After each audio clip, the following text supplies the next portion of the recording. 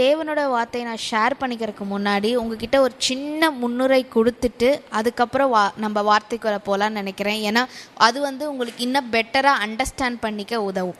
ஆக்சுவலாக நீங்கள் நம்ம சின்ன வயசில் நம்ம ஸ்கூலிங்கில் நீங்கள் நினச்சி பார்த்தாலும் சரி, இப்போ இருக்கிற கிட்ஸு குழந்தைங்கிற ஸ்கூலுக்கு அனுப்பியிருந்தாலும் சரி, இந்த எல்கேஜி யூகேஜி ப்ரீகேஜிலெலாம் பார்த்தீங்கன்னா குழந்தைங்களுக்கு எப்படி சொல்லி தருவாங்க, அதாவது ஒரு ஆப்பிள் ஒரு ஆரஞ்சுனா அந்த பொருளை காட்டி இது ஆப்பிள்னா இப்படி தான் இருக்கும், சிவப்பாக இருக்கும், இந்த மாதிரி ஷேப்பில் இருக்கும்னு சொல்லுவாங்க. மாங்கானா மஞ்சள் கலரில் இருக்கும், இப்படி ஒரு ஷேப்பில் இருக்கும். அதே மாதிரி தான் லெமன் எல்லாமே ஒவ்வொரு பொருள், நிலா, ஸ்டார்ஸ், சூரியன் எல்லாமே நமக்கு எப்படி சொல்லி தருவாங்கன்னா முதல்ல அந்த பொருளை காட்டி நம்ம பிரெயினில் இப்படி தான் இருக்கும் அந்த பொருள்னு அந்த பொருளுக்கு ஒரு ஷேப்பை கொடுத்து அதுக்கப்புறம் அந்த பொருளை பற்றி நம்ம பிரெயினில் ஸ்டோர் பண்ண வைப்பாங்க.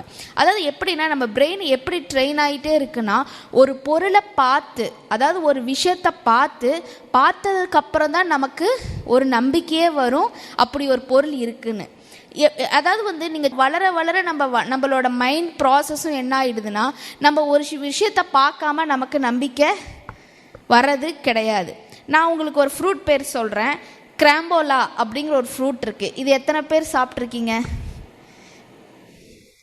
எனக்கு எல்லோரும் திருன்னு முழிக்கிறதுல எனக்கு தெரியுது, அக்கா உண்மையாலுமே அப்படி ஒரு ஃப்ரூட் இருக்கா, இல்லை நீங்கள் சும்மா எங்ககிட்ட விளையாடுறீங்களா? ஏன்னா நீங்கள் அப்படிப்பட்ட ஃப்ரூட்னா என்னன்னு நீங்கள் பார்த்ததே கிடையாது. அதனால் இப்போ நான் சொல்கிறதுனால உங்களுக்கு அப்படி என்னவா இருக்கும் அப்படிங்கிற ஒரு சந்தேகம் இருக்கும்.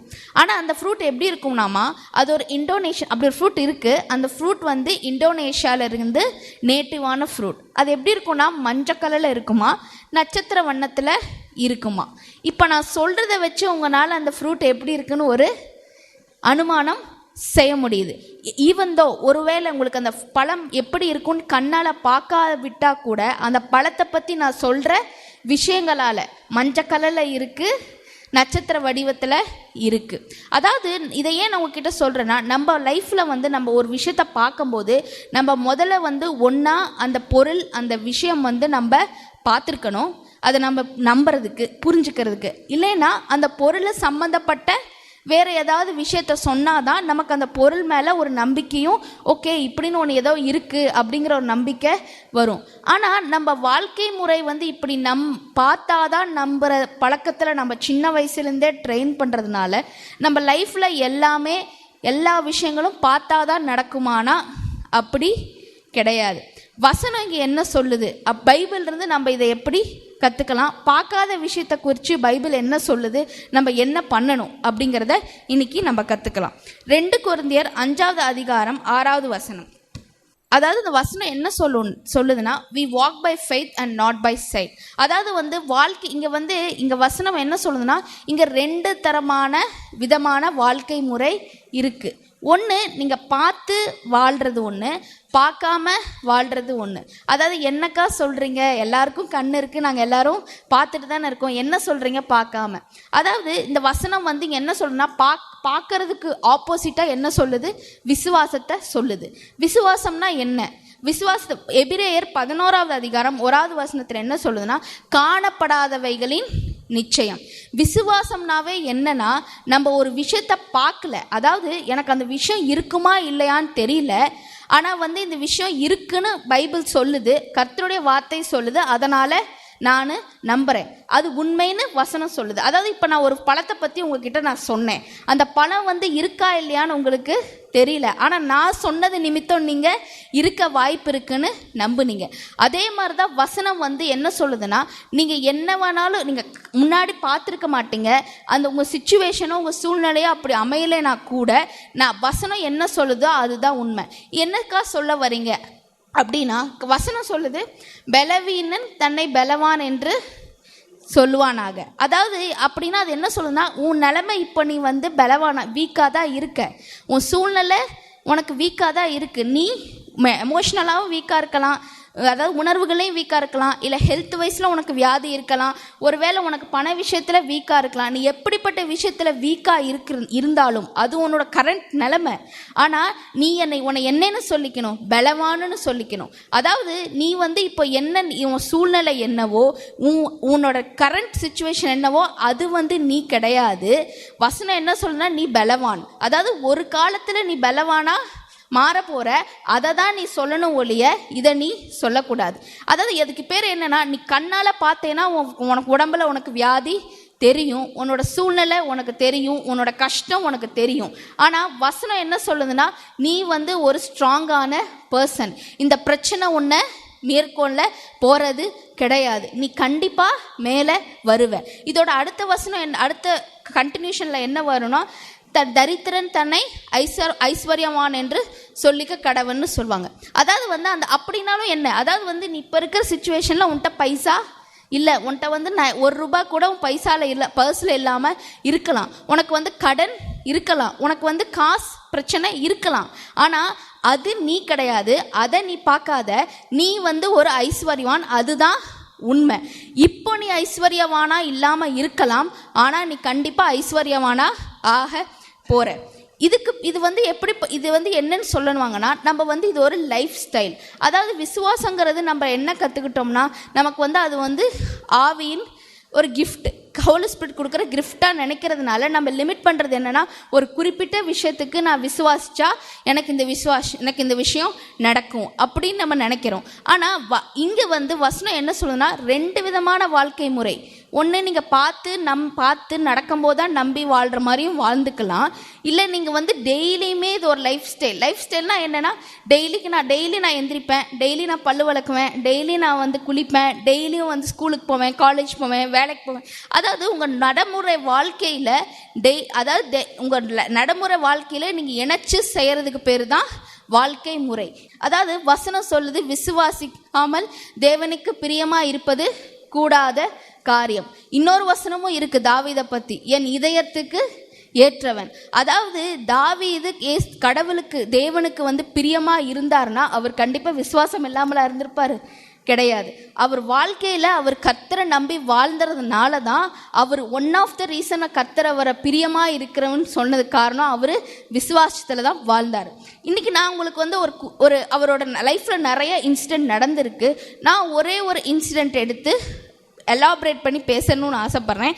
அந்த விஷயத்துலேருந்து நம்ம எப்படி விசுவாசத்தை எப்படி லைஃப் ஸ்டைலை ஆக்கிக்கிறது, எப்படி நம்ம பார்க்காத விஷயங்களை நம்பி வாழ்கிறது எப்படிங்கிறது தாவீது வாழ்க்கை மூலமாக இன்றைக்கி நம்ம கற்றுக்கலாம். அதாவது தாவீது ஸ்டோரினா எல்லாருக்குமே எல்லாமே தெரியும். இப்போ நான் சொல்ல போகிற ஸ்டோரியும் உங்களுக்கு எல்லாருக்குமே தெரியும். சண்டே ஸ்கூலில் ஃபஸ்ட்டு டாப்பிக்காக இந்த டாபிக் தான் நடத்துவாங்க. அதாவது டேவிட் அண்ட் கோலியாத். அதை இப்பயும் நான் உங்களுக்கு அதான் சொல்ல போகிறேன். நான் சொல்கிறதெல்லாம் உங்களுக்கு தெரிஞ்ச ஸ்டோரியாக இருந்தாலும், ஆனால் தாவீது அங்கே என்னென்ன பண்ணார், அவர் சூழ்நிலை என்னங்கிறது நம்ம வாழ்க்கையோடு நம்ம ஒத்துப்போக வச்சோம்னா நம்ம நிறையா விஷயங்களை கற்றுக்கலாம். தாவீதுக்கிட்டேருந்து கற்றுக்கிற நிறைய விஷயங்கள் நமக்கு இருக்குது. முதல்ல இந்த கதையை ஸ்டார்ட் பண்ணுறதுக்கு முன்னாடி, தாவீது கோலியாத்தை பற்றி நம்ம வர்றதுக்கு முன்னாடி அவர் முதல்ல அவருக்கு என்ன நடந்தது, அவர் ஃபஸ்ட்டு அவர் அண்ணாக்களுக்கு சாப்பாடு தான் கொடுக்க போனார். இந்த எல்லாமே தெரிஞ்சதுனால நான் உங்களுக்கு கதையோடு நான் சொல்லிடுறேன். அதாவது ஃபஸ்ட்டு அவர் சாப்பாடு கொடுக்க போகும்போது தாவீது அங்கே கோலியாத்தை முதல்ல பார்க்குறாரு. அப்போ கோலியாத் என்ன பண்ணுறாரு, எல்லாத்தையும் தூஷணை பண்ணிட்டு, கர்த்தரை தேவனை தூஷணை பண்ணிட்டு அங்கே இருக்கிற இஸ்ரேல் மக்களை ரொம்ப அற்பமாக பேசிகிட்டு இருந்தார். அங்கிருந்த எல்லார் மக்களுமே கோலியாத்தை பார்த்தாங்க. ஆனால் தாவீதோட பார்வையாக கோலியாத்துக்கு அப்படி கிடையாது. இது எப்படிப்பட்டதுன்னா, தாவீது கோலியாத் எவ்வளோ பெருசாக இருக்கான்னு அவனை பார்க்கல. அவர் என்ன பார்த்தாரு, எப்படி இவர் தேவனை தூஷிக்க முடியும். நம்ம விசுவாசத்தோட வாழ்கிற வாழ்க்கையாக இருந்தால் நமக்கு வாழ்க்கையில் நிறையா ஆப்பர்ச்சுனிட்டிஸ் கோலியாத் மாதிரி நிறையா வரும். ஆனால் நம்ம என்ன பண்ணியிருப்போம்னா, நம்ம விசுவாசத்தில் இல்லாததுனால, நம்ம லைஃப் ஸ்டைல் அது ஒரு ஃபெய்த் இல்லாததுனால நம்ம அந்த ஆப்பர்ச்சுனிட்டி அங்கிருந்த மற்றவங்கள மாதிரி தான் இது நமக்கு கிடையாது. இது நம்மளால அச்சீவ் பண்ண முடியாது. அது எப்படி சொல்கிறதுனா, அங்கே ஒரு ஆப்பர்ச்சுனிட்டி இருந்தது. யார் கோலியாத்தை தோக்கடிக்கிறாங்களோ அவருக்கு ராஜா பரப்பல நிறைய விஷயங்களை செய்ய போகிறாருங்கிறது நிறைய லிஸ்ட் போட்டு இருந்தது, பவுல் செய்வார்னு. ஆனால் அங்கே யாருக்குமே அந்த தைரியம் வரலை. நம்ம லைஃப்பில் காட் நிறைய ஆப்பர்ச்சுனிட்டிஸ் கிரியேட் பண்ணுவார். ஆனால் அந்த ஆப்பர்ச்சுனிட்டிஸை நம்ம ஐடென்டிஃபை பண்ணணும்னா நமக்கு முதல்ல இருக்க வேண்டியதே ஃபெய்த் தான். அதாவது இப்போ ஒரு வேலை வாய்ப்பு நமக்கு வருது, அந்த வேலை வாய்ப்பு வருது, அது நம்ம என்ன நினைப்போம், இவங்க வந்து இவ்வளோ சேலரி சொல்கிறாங்க, இவங்க வந்து இத்தனை சிஜிபிஏ கேட்குறாங்க, இத்தனை மார்க்ஸ் கேட்குறாங்க, இதிலெல்லாம் நம்ம வந்து அது ஃபஸ்ட் ரவுண்டில் போய் டாப்பரே வந்து சொல்லியிருப்பார், நான் கிளியர் பண்ணல, ஃபஸ்ட் ரவுண்டே நான் கிளியர் பண்ணல, நான் வந்து செகண்ட் ரவுண்டில் போயிருக்க மாட்டேன். அப்போ நம்ம என்ன நினைப்போம், கரெக்ட், ஃபஸ்ட்டாக ட்ரை பண்ணவங்களுக்கே கிடைக்கல, டாப்பருக்கே கிடைக்கல, எனக்கெல்லாம் எப்படி? அதாவது நம்ம அங்கேயே வந்து நம்மளோட ஆப்பர்ச்சுனிட்டியை கிராப் பண்ணுற இடத்துல ஸ்டாப் பண்ணிடுறோம். அதாவது வந்து தாவீது அப்படி நிறுத்தியிருந்தாருன்னா எல்லாரும் மந்திரி, தாவீதுக்கு அடுத்த ப்ரொமோஷன் கிடைச்சிருக்காது இல்லைங்களா? ரெண்டாவது வந்து தாவீது என்ன பண்ணாரு, இதை கேட்டுட்டு இருக்கும்போது அவங்க அண்ணன் சொல்லுவான், அந்த வசனத்தில் நீங்கள் அந்த கதையை போய் படித்து பார்த்தீங்கன்னா அவங்க அண்ணன் வந்து தாவீது மேலே மிகுந்து கோவப்பட்டார்னு வரும். அதாவது அவர் என்ன நினச்சாருன்னா, அவங்க அண்ணன், நாங்களே வந்து இங்கே கஷ்டப்பட்டுட்டு இருக்கோம், நாங்களே பண்ண முடியாதுன்ட்டு இருக்கோம், இவன் எதுக்கு எல்லாத்தையும் விசாரிச்சுட்டு இருக்கான், இவன் என்ன கோலியாத்தை ஜெயிக்க முடியுமா? அதாவது நம்ம லைஃப்பில் வந்து காட் வந்து நிறையா கனவுகள், நமக்கு நிறையா வாக்குத்தத்தங்கள், நிறையா ஆசீர்வாதங்களை வாக்குத்தத்தமாக கொடுத்துருப்பாரு. இப்போ இருக்கிற சூழ்நிலையில் வந்து நமக்கு வந்து அது ஒரு வேளை இது நமக்கு தானா அப்படின்னு நம்ம ஃபெய்த்ஃபுல்லாக ஒரு விசுவாசிச்சு ட்ரை பண்ணிட்டு இருக்கும்போது முதல்ல நமக்கு அடி எங்கேருந்து விழுகும்னா நம்ம கூட இருக்கிறவங்க மூலமாக தான் விழுகும். அதாவது அவங்க என்ன சொல்லுவாங்கன்னா, நீ எல்லாம் எப்படி இதை செய்ய போகிற, உனக்கு இதுக்கும் செட்டே ஆகாது, நீ எங்கிருந்து வந்திருக்க, உன் பேக்ரவுண்ட் என்ன, உனக்கு அதெல்லாம் வராது, நானே இத்தனை வருஷமாக கஷ்டப்பட்டுட்ருக்கேன், என்னாலேயே முடியலையா, உன்னால் மட்டும் எப்படி முடியும், அப்படி தான் சொல்லுவாங்க. இங்கே வந்து என்ன சொல்கிறாரு அந்த சோல்ஜர், நீ ஆடு தானே மேய்ச்சிட்டு இருந்த, அவங்க அண்ணா சொல்கிறார் தாவீதை பார்த்து, நீ ஆடு தானே மேய்ச்சிட்டு இருந்த, அதுதானே உன் வேலை, நீங்கள் வேடிக்கை பார்க்க தானே வந்த, அந்த வேலையை மட்டும் செய்.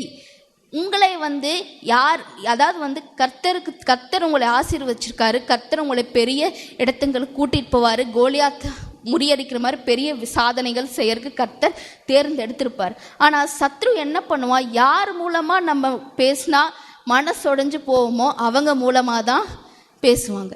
அதாவது வந்து இவங்க கிட்ட நான் வந்து என்னை நம்புவாங்க, எனக்கு வந்து நான் சாதிக்க முடியும், எனக்கு இந்த மாதிரி ஒரு விஷயத்தில் நடக்கும்னு நம்ம எதிர்பார்த்துட்டு இருக்கும்போது யார்கிட்ட இருந்து அந்த 4 வார்த்தை சப்போர்ட்டிங்காக வரணும்னு எதிர்பார்க்குறோமோ அவங்க தான் சொல்லுவாங்க, இது நடக்காது, இதை விட்டுரு. ஆனால் தாவீது வந்து அங்கே நம்ம கதையில் படித்தோம்னா அவர் என்ன பண்ணுறாரு, ஆனாலும் பக்கத்தில் போய் மற்றவங்கள்ட்டையும் போய் விசாரிச்சுட்டு இருப்பார். அதாவது இங்கே தாவீது பண்ணதை நம்ம பண்ணணும்.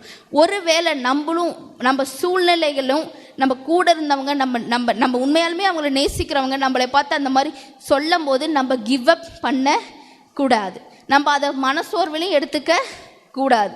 தாவீது என்ன பண்ணாரு, இருந்தாலும் வந்து எல்லாரும் சொல்லி நிமித்தமும் கூட, அவர் அண்ணாக்கள் சொல்லி நிமித்தம் கூட, அதாவது அவர் அண்ணா வந்து ஒரு சோல்ஜர் தான், ஃபைட்னா என்ன, வார்னா என்ன, போர்க்களம்னா என்னன்னு அவங்க அண்ணாவுக்கு நல்லா தெரியும். தாவீதுக்கும் அதில் எந்த விதத்தில் எக்ஸ்பீரியன்ஸ் கிடையாது. இருந்தால் கூட கர்த்தர் அவர் கொடுத்த கனவும் வாக்குத்தத்தையும் நம்பினார். அவரால் கோலியாத்தை முறியடிக்க முடியும் நம்பினதுனால தான் அவர் அண்ணா சொல்லியுமே அவர் திருப்பியும் விசாரித்தார். இதுக்கப்புறம் நம்ம எடுத்துகிட்டு போனோம்னா இவர் இந்த மாதிரி கேட்டுட்டு இருக்கிறத கேட்டோடனே மக்கள் போய் எல்லாருமே சவுல் கிட்ட போய் ராஜா கிட்ட சொல்கிறாங்க. அப்போ சவுலும் தாவீதும் மீட் பண்ணிக்கிறாங்க. அப்போ வந்து சவுல் சொல்கிறாரு, நீயோ வந்து ரொம்ப யங் டீனேஜராக இருக்க, ரொம்ப உன் ஸ்கின்னே வந்து ரொம்ப ரொம்ப ஜென்டிலாக இருக்குது, உன்னை பார்த்தா ஒரு போராளி மாதிரி தெரியல, ஆனால் அந்த கோலியாத்தோ சின்னதுலேருந்தே வந்து இந்த போர்க்களத்துக்கெல்லாம் ட்ரெயின் பண்ணிட்டு வந்திருக்கான், அவனெல்லாம் ஜெயிக்கிறது உன்னால் முடியாது தாவீதுன்னு சொல்கிறாரு. அதாவது இது எப்படின்னா, இதுக்கு பேர் எக்ஸ்பர்ட்ஸே.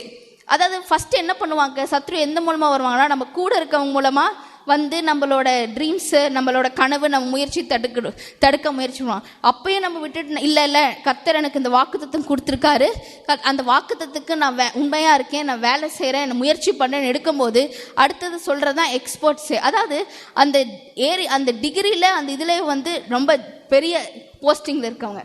இங்கே வந்து ராஜா பார்க்காத போரா தாவீது பார்த்துருக்க போகிறாரு? கண்டிப்பாக கிடையாது.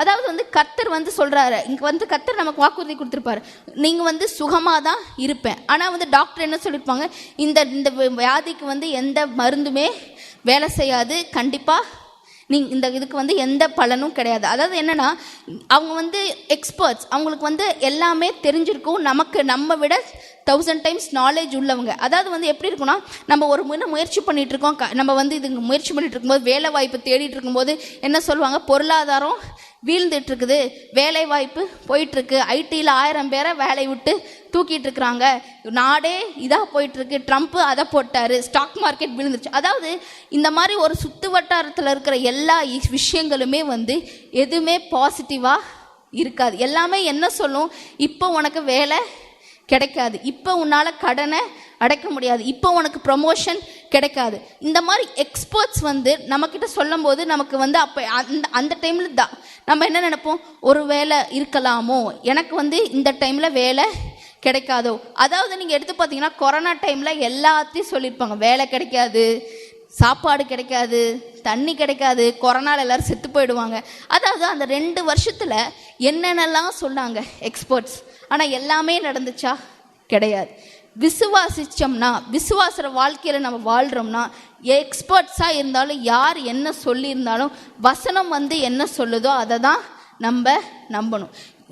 என்ன அவங்க வந்து என்னென்னமோ சொல்லுவாங்க. அதாவது வந்து ஃபஸ்ட்டு 2ஆவதாக எடுத்துட்டு போகிறது சத்ரு தான். இங்கே அதே மாதிரி தான் சவுல் வந்து என்ன பண்ணார், தாவீதுக்கிட்ட எல்லாத்தையும் சொன்னார். ஆக்சுவலாக ஒரு நல்ல எண்ணத்தில் தான் சொன்னார், நீ போய் உயிரைக்குது விட்டுறாத தாவீது, நீனே சின்ன பையனாக இருக்க, உன்னை உயிர் விட்டனா எல்லாரும் வந்து நான் பாரு ஒரு ராஜா வந்து ஒரு சின்ன பையனை போய் போர்க்களத்தில் தாவீதுக்கு எதிராக உயிரை விட்டுரு, அவர் நல்ல எண்ணத்தில் தான் சொல்லியிருப்பார்.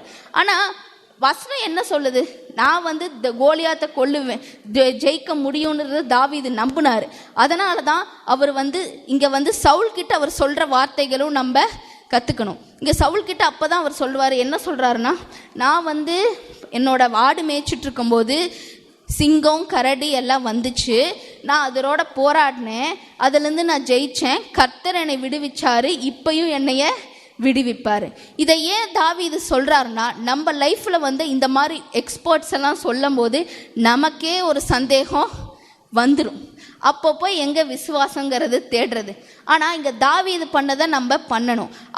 அவர் வாழ்க்கையில் நடந்த முன்னாடி இருந்த நல்ல விஷயங்களை, கர்த்தர் உதவி செஞ்ச விஷயங்களை நினச்சி பார்க்குறாரு, அதை அறிக்கை செய்கிறாரு. ஒருவேளை நமக்கு அந்த மாதிரி ஒரு சந்தேகம், நம்ம கர்த்தர் நமக்கு கொடுத்த வாக்குத்தத்தம் நிறைவேறதுக்கு சூழ்நிலையெல்லாம் சரியில்லை, நம்ம பார்க்குற விஷயம் எல்லாமே நெகட்டிவாக இருக்குது, நமக்கு எக்ஸ்பர்ட்ஸ் எல்லாரும் சொல்கிறவங்களும் நெகட்டிவாக தான் சொல்கிறாங்க, இது நடக்குமா அப்படின்னு நினைக்கும் போது நம்ம நினைக்க வேண்டிய விஷயம் என்னென்னா, கர்த்தர் எனக்கு இதுக்கு முன்னாடி நிறைய விஷயத்தில் விடுவிச்சிருக்காரு. நான் ஒரு நாள் உடம்பு சரியாமல் இருந்தேன், இது சரியே ஆகிடுமான்னு நினச்சேன், கர்த்தர் என்னைய சரி பண்ணிட்டார். எனக்கு இந்த வேலை கிடைக்குமா, நான் கஷ்டப்பட்டேன், கர்த்தர் எனக்கு வேலையை கொடுத்தாரு. ஒரு நாளில் எனக்கு இதுக்கப்புறம் எனக்கு யாருமே இருக்க மாட்டாங்க, நான் தனிமையாக தான் இருக்கணும்னு நினச்சேன், கர்த்தர் எனக்கு நல்ல உறவுகளை கொடுத்தாரு. இந்த மாதிரி லைஃப்பில் நமக்கு நடந்த முன்னாடி இருந்த கர்த்தர் நமக்கு செஞ்ச நிறைய விஷயங்கள் அற்புதமாக இருக்கும். தாவீது செஞ்ச மாதிரி நம்மளும் அந்த விஷயங்களை குறித்து நினைக்கணும். அப்படி நம்ம நினைக்கும் போது நமக்கு விசுவாசம் தானாக வரும். அப்போ காப்பாற்றின கர்த்தர் இது வரைக்கும் இப்போ என்னைய கைவிட போகிறது கிடையாது. அதாவது இது வரைக்கும் நடந்துட்டு வந்த கர்த்தர் இதுக்கப்புறம் உங்களை கைவிட போகிறதும் கிடையாது. நம்ம அந்த மாதிரி சூழ்நிலை இருக்கும்போது முன்னாடி நடந்த கர்த்தர் செஞ்ச அற்புதங்களை நம்ம நினச்சி இது பண்ணோம்னா நமக்கு விசுவாசம் தானாக வரும். ஆமேன். இதுக்கப்புறம் தான் சவுல் என்ன பண்ணுறாரு, தாவீதுக்கு எல்லா காஸ்டியூம்ஸ், தாவீது அவரே சரி, இந்த தாவீது வந்து இவ்வளோ இதாக சொல்கிறாரே, சரி போயிட்டு வாப்பா, கடவுள் உங்க கூட இருப்பான்னு சொல்லிட்டு எல்லா காஸ்டியூமையும் போட்டு அனுப்புகிறாரு. எங்கள் ஆர்மர் இருக்கிற ஷீல்டு இருக்கிற எல்லாம் அந்த காஸ்டியூம் ப்ரொடெக்ஷன் பண்ணணும் இல்லையா, எல்லாத்தையும் போட்டு தாவீதை அனுப்ப. தாவீதுக்கு அதை போட்டு நடக்கவே முடியல.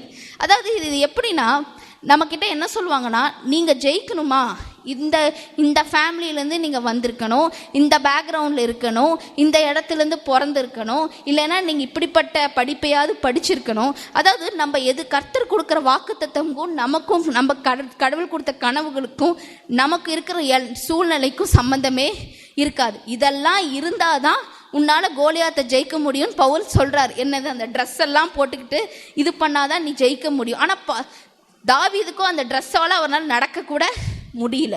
இதுலேருந்து நம்ம என்ன கற்றுக்கணும்னா, என்னதான் இந்த விஷயங்கள்லாம் இருந்தால் தான் ஜெயிக்க முடியும், நம்மளால் கர்த்தர் கொடுத்த வாக்குத்தத்தம் அட்டைன் பண்ண முடியும், நம்மளால் சுந்தரிக்க முடியும்னு நம்ம நினச்சோம்னா அது வந்து மிகப்பெரிய தவறு. தாவீது கடைசியில் அந்த ட்ரெஸ் எல்லாம் விட்டுட்டு தான் அவர் எப்போதும் போல தான் போனார்.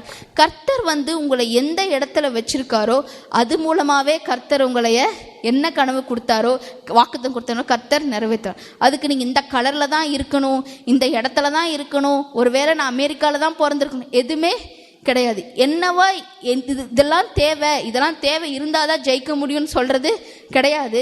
ஏன்னா கர்த்தர் வந்து உங்களை எப்படி இருக்கிறதோ அப்படியே தான் வாக்குத்தத்தை நிறைவேற்றுவார், ஆசீர்வதிக்கிறார். ஆமேன். இதுக்கப்புறம் தாவீது என்ன பண்ணுறாரு, இந்த ட்ரெஸ் எல்லாம் நமக்கு செட் ஆகாது, என்னால் நடக்க முடியலன்னு சொல்லிட்டு தான் அடுத்தது கோலியாத்தை பார்க்க போகிறாரு. அவர் போகிற வழியில் தான் அந்த கல்களை தண்ணியிலிருந்து எடுத்துகிட்டு போவார்.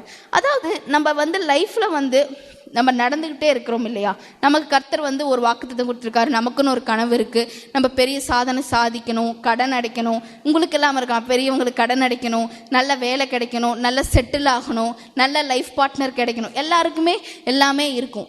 ஆனால் நம்ம லைஃப்பில் நடந்துட்டு இருக்கும்போது நார்மலாக நம்ம எப்போதும் நடக்கிற மாதிரி நடந்துட்டு இருக்கும்போதே என்ன நம்ம கிடைச்சா தேவையோ ரீச் ஆகிறதுக்கு அது வந்து நமக்கு எது கம்ஃபர்டபுளாக இருக்கோ அதன் மூலமாகவே கர்த்தர் உதவி செய்கிறார். நான் என்ன சொல்ல வரேன்னா, ஒருவேளை எனக்கு இப்படிப்பட்ட விஷயங்கள், எனக்கு கத்தி ஸ்வாடை யூஸ் பண்ணாதான் கோலியாத்தை ஜெயிக்க முடியும்னு கிடையாது. உன்னால் என்ன முடியுமோ, கர்த்தர் உன்னால் ஒரு கல்லை தான் யூஸ் பண்ணி கோலியாத்தை ஜெயிக்க முடியும்னா, கல் தான் உனக்கு வரும்னா கர்த்தர் அதை யூஸ் பண்ணி தான் கர்த்தர் நம்மளைய வைக்கிறார். நம்ம தான் வந்து இதெல்லாம் இருந்தாதான் முடியும் அப்படின்னு நம்ம நினைக்கிறோம். ஆனால் வசனம் என்ன சொல்றது, தாவீது எப்போதும் போல அவர் கல்லை எடுத்துட்டு போனார். இதுக்கப்புறம் தான் முக்கியமான கிளைமேக்ஸ் ஸ்பாட்டு. அவர் என்ன பண்றாரு, போய் கோலியாத்தை மீட் பண்ணுறாரு. அப்போது கோலியாத் வந்து தாவீதை பார்த்து ரொம்ப நக்கலாகவும் கேவலமாகவும் சொல்கிறாரு. இது எப்படின்னா, நம்ம கனவு வந்து நமக்கு வந்து இன்டிமிடேட்டாக இருக்கும். அப்படின்னா கனவு வந்து நமக்கு வந்து 1000 டைப்ஸ் பெருசாக தெரியும். வாக்குத்தத்தமுக்கு நம்ம தகுதியானவர்கள் தானா, இந்த வாக்குத்தத்தை நம்மளால் அட்டைன் பண்ண முடியுமாங்கிற சந்தேகம் மாதிரி தான் நமக்கு வந்து கோலியாத் மாதிரி பெருசாக தெரியும். அதாவது எப்படி சொல்லணும்னா, இப்போ வந்து நமக்கு வந்து ஒரு பெரிய நம்ம வந்து என்ன சொல்கிறது, நம்ம ஒரு பெரிய வேலை கிடைக்கணும், ஒரு சுகம் அடையணும் அப்படி நம்ம நினைக்கும் போது தான் கர்த்தர் எனக்கு சுகம் கொடுப்பான்னு சொல்லியிருக்கான்னு சொல்லும் போது தான் நம்ம ரிப்போர்ட் என்ன வரும்னா, இவங்க ரொம்ப சீரியஸாக இருக்காங்க, இதுக்கப்புறம் வாய்ப்பே இல்லை, நீங்கள் வந்து ரிஜெக்டட், இந்த கம்பெனியில் வேலை கிடைக்காது. இல்லை, நான் கடனை கட்டிகிட்டே முயற்சி பண்ணிகிட்டு இருக்கும்போது தான், இல்லை நீ கடனே கட்ட முடியல, உன்னால எப்படி வீடு கார்லாம் வாங்க முடியும். ஒருவேளை நான் வந்து இந்த வேலை கிடைச்சிருச்சு, இதுலேருந்து நான் முன்னேறி ஒரு மேனேஜராக போவேன் அப்படின்னு நினைக்கும் போது தான் என்ன பார்க்கணும், வேலை கட்டு அவனை வேலையை விட்டு தூக்கிடுவாங்க. அதாவது நம்ம கனவு நம்ம ரீச் பண்ணிட்டோம், நம்ம கர்த்தர் நம்ம கொடுத்த வாக்குத்தத்தத்துக்கு நெருங்கிட்டோம் அப்படின்னு நம்ம நினைக்கும் போது நமக்கு வந்து எல்லாமே பெருசாக தெரியும். இங்கே வந்து அடுத்தது என்ன பண்ணுவாருன்னா, இந்த கோலியாத் வந்து தாவீதை பார்த்து ஓடி வருவார். ஆக்சுவலாக இங்கே வந்து தாவீது பண்ணது ரொம்ப ஆச்சரியமான விஷயம். நீங்கள் வீட்டில் போய் படிச்சுப்பாங்க. அப்படிப்பட்ட ஜெயிண்ட்டு வந்து முன்னாடி ஓடி வருது, அவ்வளோ பெரிய உருவம். தாவீது என்ன பண்ணுறான்னா, அவர் வர வரைக்கும் வெயிட் பண்ணாமல் தாவீது கோலியாத்தை பார்த்து ஓடுவார். அதாவது வந்து அங்கிருந்து வராரு, இங்கிருந்து வர, எந்த தைரியத்தில் தாவீது ஓடி இருப்பார். அதாவது அவருக்கு தெரியும், இவ்வளோ பெரிய கோலியாத்தோட ஓடி போய் இடிச்சேனா என் வாழ்க்கை என்ன ஆகுன்ற சந்தேகம் கண்டிப்பாக இருக்கும். அவர்கிட்ட அப்போ எந்த பட்டையும் எதுவுமே கிடையாது. அங்கே கோலியாத்தே சொல்லுவார், நீ என்ன எதுவுமே இல்லாமல் என்கிட்ட வந்திருக்க, என்னை பார்த்தா நாய் மாதிரி தெரியுதா அப்படின்னு வந்து அந்த இது வந்து கோலியாத் வந்து தாவீதை பார்த்து சொல்லியிருப்பார். அதாவது நம்ம கனவுகள் அந்த மாதிரி இருக்கும்போது கர்த்தர் கொடுத்த வாக்குத்தத்துக்கு வந்து நமக்கு பெருசாக இருந்தாலும் அதை பார்த்து நம்ம ஓடணும். அப்படின்னா என்னென்னா, நம்ம வந்து நம்மளோட ஃபுல் எஃபர்ட்டை போடணும். சூழ்நிலைகள் எப்படி வேணாலும் இருக்கலாம். ஒருவேளை தாவீது வந்து அதோட சூழ்நிலைகளை பார்த்துருந்தாருன்னா பேசாமல் இந்த நேரத்தில் கூட மைண்டை மாற்றிட்டு இப்படி ஓடுறதுக்கு பின்னாடி திரும்பி ஓடிட்டோம்னா தப்பிச்சிடலான்னு கூட நினச்சிருக்கலாம். பட் ஆனால் அவர் வந்து எடுத்தது ஒரு ஸ்டெப் ஆஃப் ஃபெய்த். நம்மளும் வந்து விசுவாசத்தில் வாழ்கிற பழக்கம் இருந்ததுன்னா நம்ம வந்து முன்னேறி தான் செல்லணும். அது எவ்வளோ பெருசாக இருக்கலாம், அது வந்து அந்த பிரச்சனையும் பெருசாக இருக்கலாம், நம்ம கனவும் பெருசாக இருக்கலாம், வாக்குத்தத்தம் பெருசாக இருக்கலாம், எல்லாமே பெருசாக இருக்கலாம். ஆனால் தாவீது பண்ண மாதிரி முன்னேறிச்சியாக ஓடணும். ஆனால் அவர் ஓடும்போதே என்ன பண்ணுறாருன்னா, வசனத்தில் அவர் எடுத்து அவரோட இதை சுற்றி அப்போ தான் கல் எடுத்து அடிக்கிறாரு. அதாவது அவர் ஓடும்போது குறிப்பாத்து கோலியாத்தை குறிப்பாத்தாரா இல்லையான்னு தெரில. நம்ம இல்லை யோசிச்சு பாருங்க, அப்படி வேகமாக ஓடிட்டு இருக்கார் தாவீது. நான் இந்த கிலோமீட்டர் ஸ்பீடில் ஓடிட்டு இருக்கேன், கோலியாத்தை இந்த ஸ்பீடில் வந்து அட்டாக் பண்ண வராரு, நான் இந்த ஆங்கிளில் சுற்றுறேன், கல் இப்படி போய் அவர் ரீச் ஆகும் அப்படிங்கிற ஒரு கால்குலேஷன் இல்லாமல் பண்ணிட்டு அவரால் ஓடி இருக்க முடியும்? கண்டிப்பாக அந்த நேரத்தில் வந்து தாவீதுக்கு அது ரொம்ப கடினமான விஷயம். ஆனால் தாவீது என்ன பண்ணார்னா, அவர் எப்போதும் பண்ணது தான், அவருக்கு என்ன வந்தோ அதை தான் பண்ணினார். நம்மளும் அவன் லைஃப்பில் வந்து நமக்கு கர்த்தர் வாக்குத்தத்தம், நமக்கு கனவு, பெரிய பெரிய விஷயங்கள் கொடுத்துருந்தாருன்னா, நம்ம விசுவாசத்தில் தான் வாழ்கிறோம்னா நம்ம என்ன பண்ணோம், நம்மளால் என்ன முடியும், என்னால் என்ன முடியுமோ அதை நான் பெஸ்ட்டு கொடுப்பேன். கல்லை சுற்றி அடி, கல் நேராக போய் கோலியாத் மேலே விழுகும். நீங்கள் பண்ணுறதை பண்ணுங்க, கர்த்தர் அந்த கல்லை போய் எங்கே ரீச் பண்ணுமோ, அந்த எந்த ஆங்கிளில் போனால் போகுமோ கர்த்தர் போய் அதை ரீச் பண்ணுறார். தாவீதுக்கு கிடைச்சது ஒரே ஒரு சான்ஸ் தான், ஒரே ஒரு சான்ஸ்லேயும் தாவீது சக்ஸஸ் ஆனார். நமக்கும் கர்த்தர் வந்து ஒரே ஒரு ஷாட்லேயே பல சக்ஸஸ்கள் தருவார். நம்ம ஃபெய்த்தை மட்டும் இது பண்ணோம். ஒரே ஒரு ஷாட்டில் அடித்தார். அதாவது வந்து அப்போ தான் கோலியாத் கீழே விழுந்தார். அப்போ தான் அவர் தாவீது கோலியாத்திட்ட போயிட்டு தான், அவர்கிட்ட எந்த பட்டையும் இல்லைன்னு சொல்லிட்டு கோலியாத்தோட கத்தியே எடுத்து கோலியாத் கழுத்தை அறுத்தார். நம்ம லைஃப்பில் பெரிய பெரிய வாக்குத்தத்த ஆசீர்வாதங்கள், சக்ஸஸ் எல்லாமே நம்மக்கிட்ட தான் அந்த நெசசிட்டி இருக்கணுமா தேவையில்லை. ஆப்போசிட் பார்ட்டிக்கிட்ட இருந்தாவே போதும். ஜஸ்ட் நீங்கள் எப்போதும் போல் நம்ம முயற்சி பண்ணோம், நம்ம கர்த்தரை விசுவாசி நடக்கும்போது கல் போய் அடிக்கும், தேவையான பொருள்லாம் அந்த நேரத்தில் கிடைக்கும். ஆமேன். தாவீது இந்த மாதிரி அவர் வந்து யோசிச்சிருக்கலாம், கோலியாத்தோட சைஸ் பார்த்துருக்கலாம், அவங்க அண்ணா சொன்ன அட்வைஸ் எடுத்திருக்கலாம், சவுல் சொன்ன அட்வைஸ் எடுத்திருக்கலாம். அதாவது வந்து ஒருவேளை இந்த ட்ரெஸ் எல்லாம் நமக்கு செட் ஆகலையே, ஒருவேளை நம்மளால் இதை பண்ண முடியுமான்னு இருக்கிற எல்லா சூழ்நிலைகளையும் அவர் கண்ணால் அதை மட்டும் பார்த்துருந்தாருன்னா அவரால் கோலியாத்தை அடிச்சிருக்கவே முடியாது. நம்ம லைஃப்லையும் நம்ம சுற்றி இருக்கிற எல்லா சூழ்நிலை, இப்போ இருக்கிற சூழ்நிலை, இப்போ நமக்கு இது நடந்துருச்சு, நேற்று என்னை ஃப்ரெண்டு இவளை நம்பினேன், இவங்க விட்டுட்டு போயிட்டாங்க, இவங்க என்னை ஏமாற்றிட்டாங்க, எனக்கு இந்த வேலை கிடைக்கல, எனக்கு இந்த வியாதி வந்துருச்சுன்னு இப்போ இருக்கிற சூழ்நிலையே நம்ம பார்த்துக்கிட்டே இருந்தோம்னா கர்த்தர் கொடுக்குற ஆசீர்வாதத்தை நம்ம என்றைக்குமே ரீச் பண்ண முடியாது. அதாவது இதே மாதிரி இன்னொருத்தர் பைபிள் இருக்கார், அவர் பேர் பவுல்.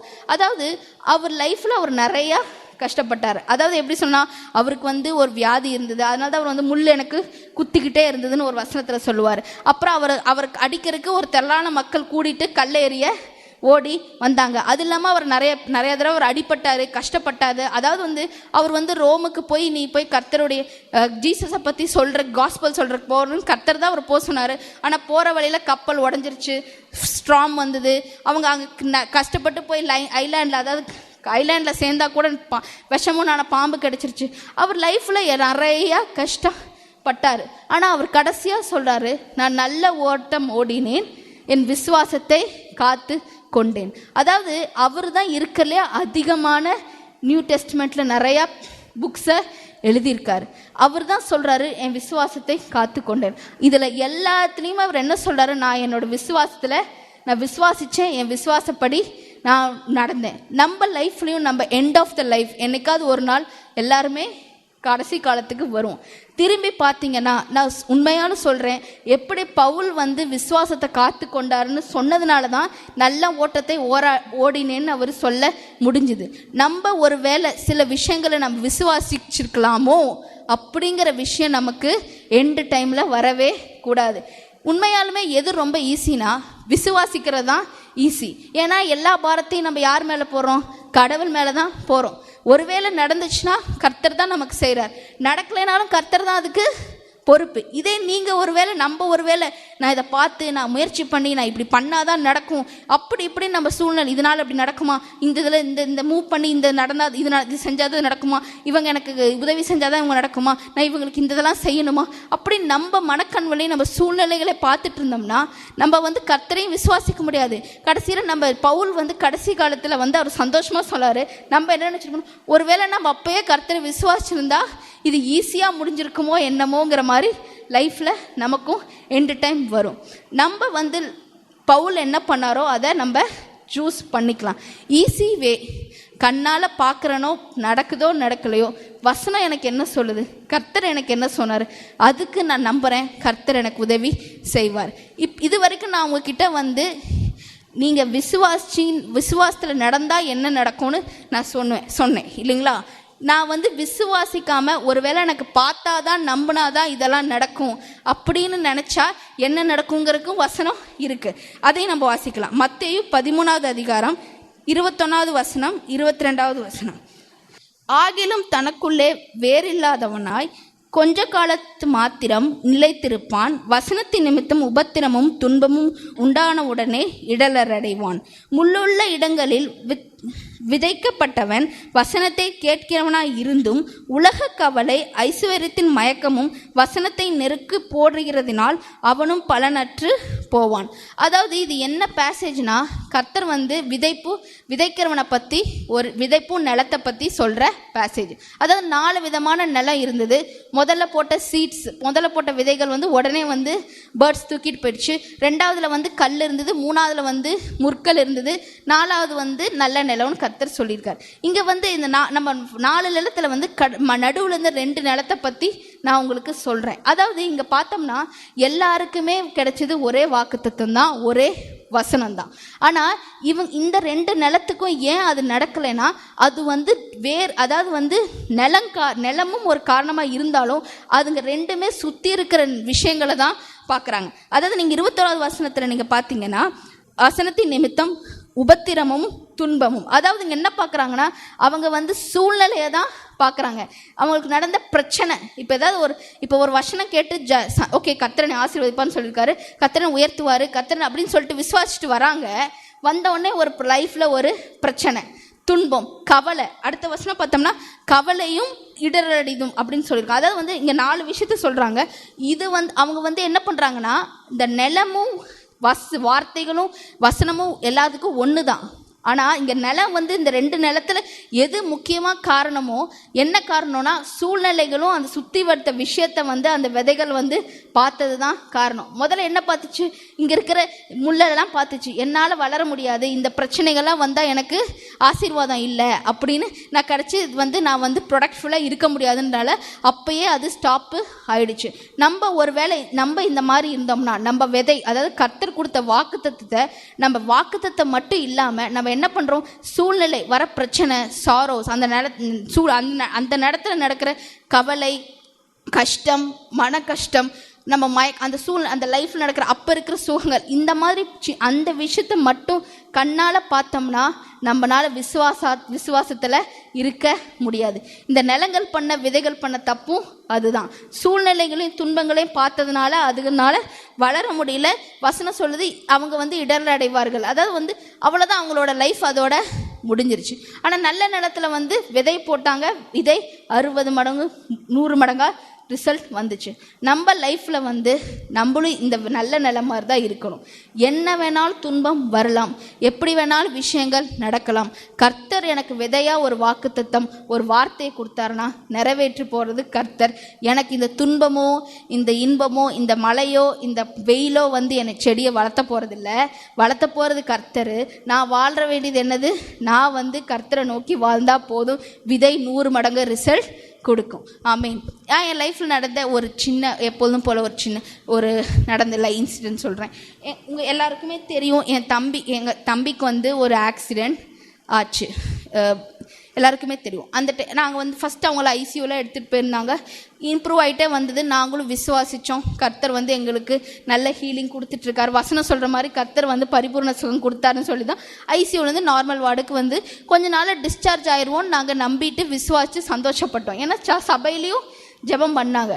ஆனால் என்ன ஆச்சுன்னா, ஒரு வீட்டுக்கு வரணும்னு நினைக்கும் போது அடுத்து என்ன பண்ணிட்டாங்க, 2வது ஐசியூக்கு மாற்றிட்டாங்க. அதாவது நார்மல் வார்டுலேருந்து ஐசியூ போகிறது வந்து என்னது, சீரியஸ் ஆயிடுச்சுன்னு அர்த்தம். எங்களுக்கு மெடிக்கல் டேர்ம்ஸில் என்ன நடக்குதுன்னு புரியல. அது நடந்ததோ சாட்டர்டே. நாங்கள் சண்டே போய் காலையில் எங்கள் தம்பியை போய் பார்த்தோம். ரொம்ப சீரியஸ் கண்டிஷன் தான். டாக்டர்ஸ் வந்து என்கிட்ட எங்கள் அம்மாட்ட சொன்னாங்க. எங்கள் அம்மாவும் ரொம்ப அழுதுட்டு இருந்தாங்க. எனக்கும் ரொம்ப கஷ்டமாக தான். அந்த டைமில் நினச்சேன், சபையில் எங்களுக்கு எல்லாரும் தம்பிக்காக ஜெபம் பண்ணுறாங்க. கண்ணால் நம்ம நிறையா பேர் உடல் சுகம் பார்த்துருக்கோம். ஆனால் இப்போ இருக்கிற சூழ்நிலையோ அப்படி இல்லை. அதாவது வந்து ஹீல் ஆகிட்டே வந்துட்டு இருந்தப்போ நான் என்னோடய சுச்சுவேஷன், அப்போ எனக்கு ஃபெய்த் இருந்தது, விசுவாசம் இருந்தது, கர்த்தர் சுகம் கொடுத்துட்ருக்காருன்னு. ஆனால் டக்குன்னு ஒரு சூழ்நிலை வந்து திருப்பி அவனை ஐசியூக்கு செகண்ட் லெவல் ஐசியூக்கு மாற்றினோடனே விசுவாசம் இல்லை. ஒருவேளை எல்லாத்துக்கும் தான் நடக்குமோ இந்த ஆசீர்வாதம் நமக்கு இல்லையோங்கிற 1000 கேள்விகள் இருந்துச்சு. ஆனால் வேறு வழி இல்லையே, ஏன்னா ஹாஸ்பிட்டல் இருக்கும்போது கடவுள் தான் சுகம் கொடுக்கணும். இதுக்கு மேலே என்ன பண்ண முடியாதுன்னு எனக்கும் தெரியும். ஆனால் கர்த்தர் சரி சுகம் கொடுப்பாரு அப்படின்னு நாங்கள் விசுவாசிட்டு இருந்தோம். சரி இன்னைக்கு ப்ரேயர் பண்ணியிருக்காங்க சர்ச்சில், நல்ல சுகம் கிடைக்கும்னு சொன்னாலே சரி, அப்போ தான் ஒரு திருப்தியாக இருந்தோம். அடுத்த நாள் வந்து லெவல் 2 ஐசியூலேருந்து லெவல் 1 ஐசியூக்கு மாற்றிட்டாங்க, அதை விட அப்பர் ஐசியூக்கு. அப்போ வந்து சுத்தமாகவே சூழ்நிலை எல்லாமே, நான் பார்க்குற சூழ்நிலை எல்லாமே வந்து ரொம்ப அதாவது வந்து பயங்கரமாக இருந்தது. அது சுகங்கிறது கிடைக்குமா, எங்களுக்கு விடுதலை கிடைக்குமாங்கிற ஒரு சூழ்நிலையில தான் இருந்தேன். ஏன்னா இப்படி வந்தால் விசுவாசம் இருக்கும், இப்படியே மோசமாயிட்டு போயிட்டு இருந்தால் விசுவாசம் இருக்காது. ஆனால் வேறு வழி இல்லை, ஏன்னா சுகம் வந்து கர்த்தர் தான் கொடுத்தாகணும், டாக்டரும் சொல்லிட்டாங்க.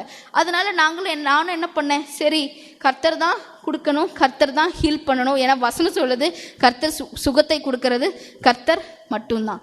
நாங்கள் ஜெபிச்சோம், கர்த்தர் கடைசியில் சுகம் கொடுத்தாரு. இப்போ வந்து நல்ல ஹெல்த்தியாக ஆரோக்கியமாக இருக்கிறான். இந்த கதையை நான் ஏன் சொல்லணும்னா, நான் இருந்தப்போ எங்கள் சூழ்நிலை வந்து நல்லாவே இல்லை. அதாவது டெய்லி வேர்ஸ், அதாவது கொடூரமாக தான் மாறிட்டு இருந்தது. ஒருவேளை நான் அதை மட்டுமே பார்த்துட்டு இருந்தேன்னா கர்த்தர் என் தம்பிக்கு சுகம் கொடுப்பாருங்கிறத நான் பார்த்துருக்கவே மாட்டேன். ஒருவேளை நானே ஒரு காரணமாக இருக்கும் சுகம் தள்ளி போகிறதுக்காக இருந்திருக்கும்.